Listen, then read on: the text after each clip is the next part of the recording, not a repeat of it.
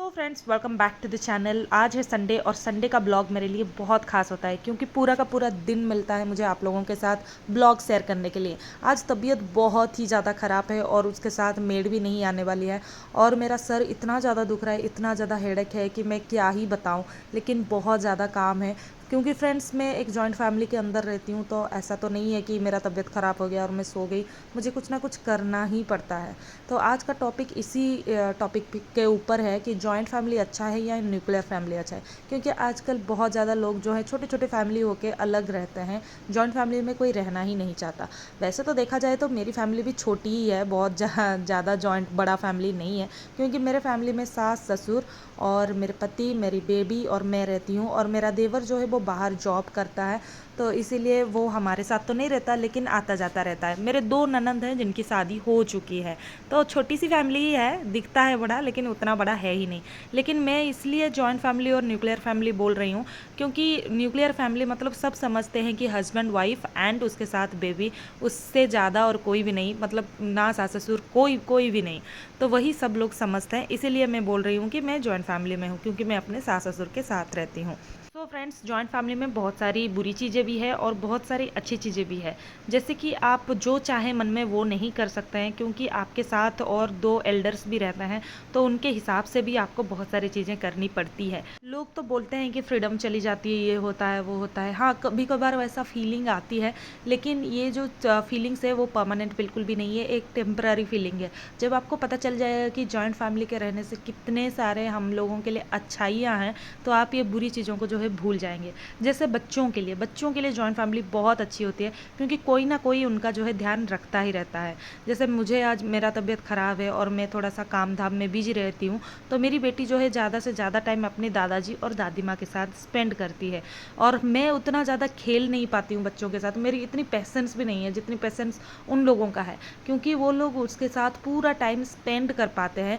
मैं उतना time spend नहीं कर पाती क्योंकि मुझे इधर उधर कुछ ना कुछ चीज़ों में जो है भागना दौड़ना पड़ता ही है।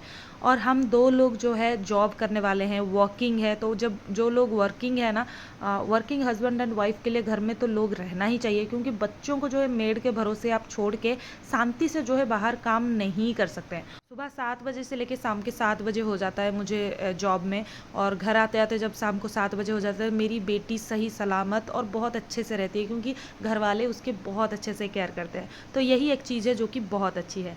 यहाँ पे साई आउए का कुछ मेरे पास पार्सल आया हुआ है। जैसे मेरा एक और चैनल भी है जो कि रीजनल लैंग्वेज पे है, मेरी ओडिशा का उड़िया चैनल है, तो उसके लिए ये पार्सल आया था, उसका वीडियोस भी बनानी है। तो जैसे मैं बता रही थी कि जॉइंट फैमिली के कुछ बुरी चीज़ें भी है, जैसे कि आपको काम बहुत ज़्यादा रहता है। जैसे आज संडे है और संडे को जो है वर्किंग जो कपल होते हैं उन लोगों का जो है नॉनवेज का डे होता है। लेकिन मेरे जो मदर इन लॉ हैं या फादर इन लॉ है, वो लोग उस दिन जो है नॉनवेज बिल्कुल भी नहीं खाते हैं, तो उनके लिए जो है मुझे वेज का भी कुछ बनानी होती है और अपने लिए और अपने पति के लिए कुछ नॉनवेज का भी बनानी होती है। छोटा बच्चा है तो उसके हिसाब से भी कुछ बनानी होती है। तो हाँ, आप बोल सकते हो कि दिन भर जो है रसोई में तो चल ही जाता है, ऐसा तो होता ही होता है। तो लेकिन मुझे खाना बनाना बहुत अच्छा लगता है, तो मैं इसको एन्जॉय करती हूँ और बनाती हूँ। आज मैं बनाई हूँ ड्रमस्टिक और आलू की भुजिया, और उसके साथ जो है बड़ी का चूरा, जो कि हमारे उड़ीसा में बहुत ही ज़्यादा फेमस है। बहुत लोग पसंद करते हैं उसको वाटर राइस के साथ खाने के लिए। तो ये बहुत ही सिंपल सिंपल रेसिपी है जो कि आप वाटर राइस के साथ एंजॉय कर सकते हैं। तो दोस्तों, उस टाइम पे जब मैं बिज़ी थी, उसी टाइम पे मेरे मदर इन लॉ जो है ये मछलियों को साफ़ कर रही थी। तो ये जो छोटी छोटी मछलियाँ होते हैं ना, इनको साफ़ करने के लिए बहुत ज़्यादा टाइम टेकिंग प्रोसेस है ये। तो उन्होंने कहा कि चलो तुम इन सब चीज़ों में बिजी हो तो ठीक है, हम थोड़ा सा ये सब काम कर लेते हैं। आज ब्रेकफास्ट में बिल्कुल भी नहीं बनाई थी क्योंकि मेरा तबीयत इतना ख़राब था, तो ब्रेकफास्ट बाहर से ही आया था। मोस्टली जो है संडे को ब्रेकफास्ट बाहर से ही आता है, मैं नहीं बना पाती हूँ ब्रेकफास्ट यार। मैं सुबह कभी कभी लेट में उठती हूँ और जल्दी उठ भी जाती हूँ, फिर भी जो है घर का खाना खाने को मन ही नहीं करता, क्योंकि 7 दिन में जो है एक ही दिन तो मिलता है बाहर का खाने के लिए, बाहर का ब्रेकफास्ट एंजॉय करने के लिए, क्योंकि मैं रोज़ घर का ही बनाया हुआ ब्रेकफास्ट और लंच जो है ऑफिस लेके जाती हूँ। तो ये हम लोगों का एक बहाना है कि नहीं हो पाता, एक्चुअल में बाहर का खाना ही होता है हम लोगों को। आज मैं आप लोगों के साथ दो रेसिपी शेयर करने वाली हूँ। एक है माछर झाल, मतलब मछली का झाल रेसिपी, और दूसरा मैं शेयर करने वाली हूँ जो है पत्र पोड़ा, मतलब पोड़ा पोड़ा मछली, ठीक है। ओके पता नहीं है क्या बोला जाता है। हल्दी, नमक और मिर्ची पाउडर डाल के मैं इसको जो है थोड़ी देर के लिए सरसों के तेल में जो है इनको भून लूँगी। ये पहला रेसिपी जो है वो मछली का झाल के लिए है, और ये जो बाकी बच गया है उसको मैं पत्र पोड़ा बनाने वाली हूँ। तो यहाँ पे क्या है, मछलियों को हम लोग थोड़ा भून लेंगे, लेकिन ये जो मछली है ये बहुत ही ज़्यादा सॉफ्ट मछली है, बहुत जल्दी जो है ये क्या हो जाता है, पक जाता है। बट ये रेडिश नहीं होता। मैं सोच रही थी कि रेड होगा, लेकिन ये रेड नहीं होता है दोस्तों। तो जैसे बता रही थी कि दो रेसिपी है, तो पहला वाला रेसिपी तो माछेर झाल है, और दूसरा वाला जो रेसिपी है वो पत्र पोड़ा है, जिसका मुझे इंग्लिश पता नहीं है, मैं लिख दूंगी। उसके लिए एक मसाला चाहिए जिसमें 2 स्पून राई, 1 स्पून जीरा, हल्दी और लहसुन और मिर्ची का पाउडर, लाल मिर्च पाउडर, इसको जो है हमको ग्राइंड करना है। और ये जो मछली है ना, ये इससे ज़्यादा रेड बिल्कुल भी नहीं होगा, और ये ऑलरेडी पक चुका है, और मेरे से तो ये टूट भी चुका है। तो मेरे सासू माँ भी बोल रही थी, यार ऐसा कैसे तोड़ दी तुम। मुझे ये छोटा छोटा मछली जो है ना, इनको भुजिया बनाना अच्छे से आता ही नहीं है। तो इसको जो है मैं निकाल दी। उसके बाद में मैं सरसों का तेल यूज़ की। तेल जैसे ही गर्म हो गया, इसमें हम लोग जो है राई डाल देंगे। उसके बाद हम लोग इसमें प्याज डाल देंगे। प्याज को हम लोग अच्छी तरह से भून लेंगे, और एकदम लंबा लंबा करके इसमें जो है हरी मिर्च डाल देंगे। और प्याज जैसे ही कलर उसका चेंज हो जाता है, इसमें हम अपना मसाला डालेंगे, और कोई मसाला नहीं, जो मसाला हम लोग रेडी करके रखे थे बस वही मसाला 2 स्पून हम लोग इसमें डालने वाले हैं, और इसको भूनने वाले हैं। बिल्कुल टेंशन मत लीजिए, इसमें राई डाला हुआ है, लेकिन ये मसाला तीता नहीं लगेगा, क्योंकि हम लोगों ने इसमें जीरा डाला हुआ है। मसाले को जो है 1 मिनट तक अच्छे से फ्राई करने के बाद इसमें हम लोग डालेंगे टमाटर, और टमाटर का सॉफ्ट होने के लिए वेट करेंगे। अगर इसमें थोड़ा सा हम लोग नमक डाल देते हैं तो ये जल्दी सॉफ्ट हो जाएंगे, और हम लोगों ने मछली में ऑलरेडी नमक डाला हुआ था, तो ये जो नमक है हम सिर्फ मसालों के लिए ही डाल रहे हैं, ये ध्यान रहे। फिर इसमें हम लोग अपनी मछली डाल देंगे, और बस इसको मिला देंगे, और ये बहुत ही टेस्टी सा हमारा माछेर झाल रेडी हो गया है। आप लोग इसको ज़रूर ट्राई कीजिए। ये छोटी छोटी मछलियों में ज़्यादा टेस्टी लगता है, बड़ी मछलियों से भी। आप चाहे तो बड़ी मछलियों में भी ये रेसिपी ट्राई कर सकते हैं, लेकिन छोटी मछलियों में इसका टेस्ट बहुत ज़्यादा है। तो उसके बाद में मैंने धनिया पत्ता ऐड किया, और हमारा माछेर झाल जो है रेडी है दोस्तों। और ये खाने में इतना स्वादिष्ट होता है और इतना फ्लेवरफुल होता है ना, आप एक बार ट्राई करेंगे तभी जाके आपको पता चलेगा। यूट्यूब में क्या है ना, हम लोग टेस्ट तो नहीं आपके पास शेयर कर सकते, बस आपको रेसिपी ही शेयर कर सकते हैं। अब हम बनाने वाले हैं पत्र पोड़ा, जिसका रेसिपी जो है एकदम सिंपल है। इसमें क्या है ना, हल्दी और मिर्ची पाउडर और नमक तो डाला हुआ था। इसमें मैंने प्याज डाल दिया है, उसके बाद लहसुन डाला हुआ है, और उसके बाद हरी मिर्च मैं डाली हूँ छोटा छोटा पीस करके, और फिर टमाटर डाली हूँ। टमाटर का पानी नहीं डालना है। जो मसाला हम लोगों ने बनाया था उसका 2 स्पून मैं इधर डाल रही हूँ, और उसके साथ थोड़ा सा नमक मसालों के लिए, प्याज टमाटर के लिए इसलिए, और धनिया पत्ता डाल के जो है इसको मैं रेडी कर दूँगी। और हमको ये पत्रों पोड़ा के लिए क्या है ना, 2 पत्ते चाहिए, और ये है केले का पत्ते। केले के पत्ते क्या होता है ना, जल्दी ऐसे टूट जाता है, मतलब ऐसे फट जाता है, ठीक है। तो ना फटने के लिए इसका एक प्रोसीड्योर है, कैसे किया जाता है वो मैं बता रही हूँ। इस प्रोसेस में जो है आपको थोड़ी सी आग में जो है इसको सेंकना होगा पत्ता को। जब आप आग में केले के पत्ते को सेंक लेंगे ना, केले के पत्ते थोड़े से नरम हो जाते हैं, और ये जो है इतना जल्दी फटता भी नहीं है। फिर इसके बाद जो है हम जो मछली बनाए थे मैरिनेट करके, उसमें हम लोग जो है सरसों का तेल डालना बिल्कुल नहीं भूलना चाहिए, क्योंकि सरसों का तेल से जो है इसका टेस्ट बहुत अच्छा होता है, और ये कच्चा सरसों का तेल ही डाला जाता है। अब यहाँ पे जो है पत्ता थोड़ा सा फट गया था, तो वहाँ पे मैं एक और पत्ता को इस तरह से रख रही हूँ जैसे मैं दिखा रही हूँ।